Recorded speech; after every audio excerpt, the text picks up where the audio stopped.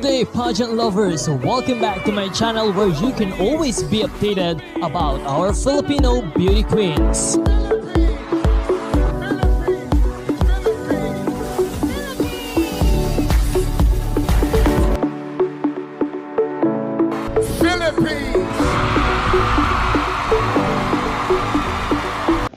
Magandang araw Pilipinas! Congratulations to our very own Miss Iloilo City Alexi Caimoso Brooks dahil patuloy itong namamayagpag sa Reina Filipinas voting line ng Miss Dandy Glow kung saan siya ay patuloy na nangunguna sa kompetisyon.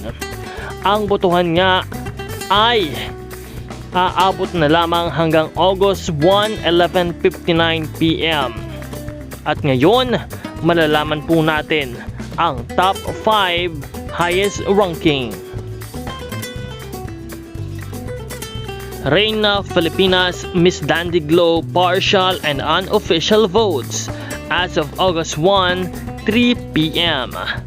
Ngayon po, ibibigyan na natin ang top 5 highest ranking votes.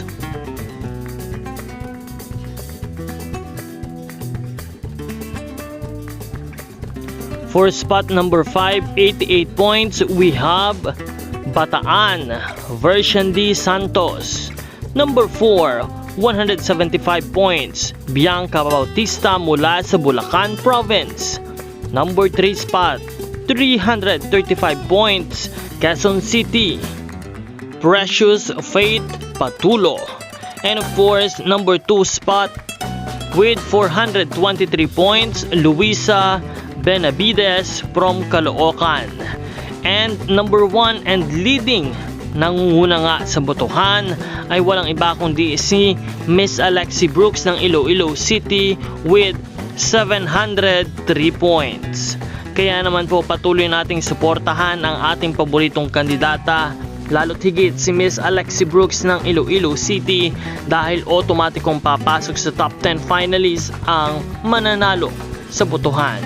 And of course, don't forget to like and subscribe because marami po tayong mga updates na ibibigay para po sa inyong lahat. This is Nel2204. Magkita tayong muli sa susunod na video. Maraming salamat sa inyong panonood.